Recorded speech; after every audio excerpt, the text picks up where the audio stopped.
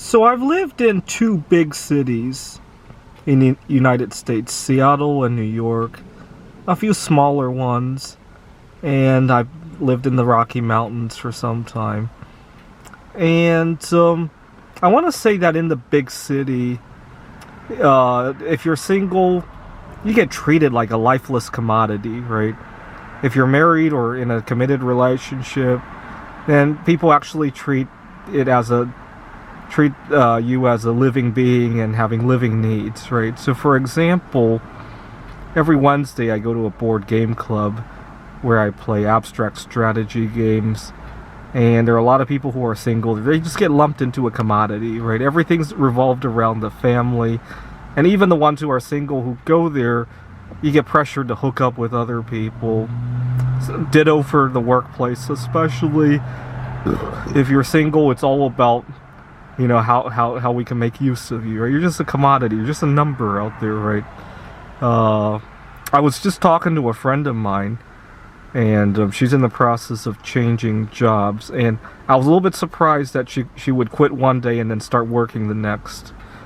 And I asked her about it, and she told me because originally they had wanted her to start in the middle of June, but she realized she needed a day off right after that. So she wanted to start June 1st so that she could take that day off. Well, I'm thinking to myself, so you want to take a day off 2 weeks within starting a job, and your job is okay with it?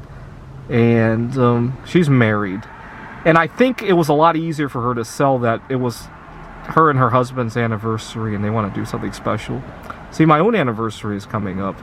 June 13th of 2010 is my anniversary.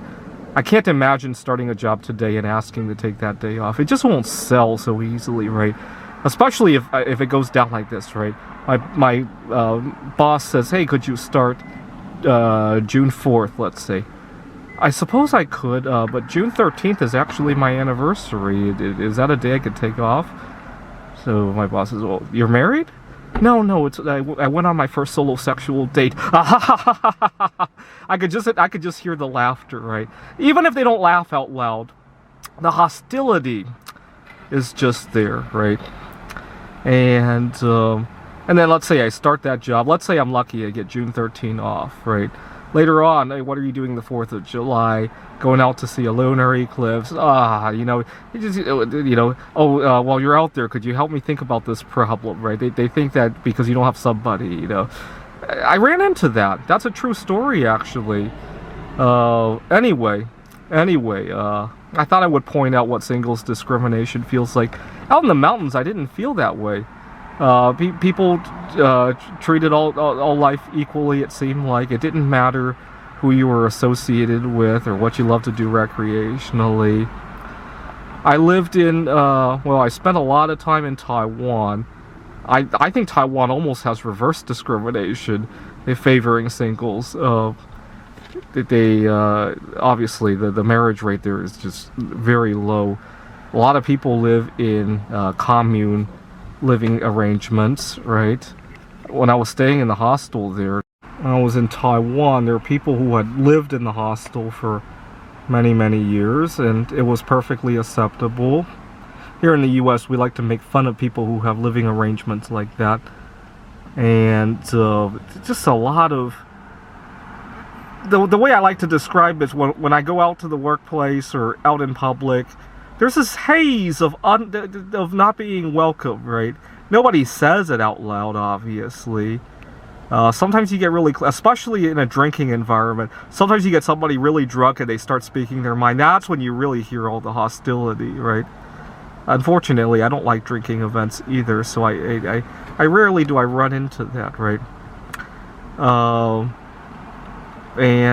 Yeah.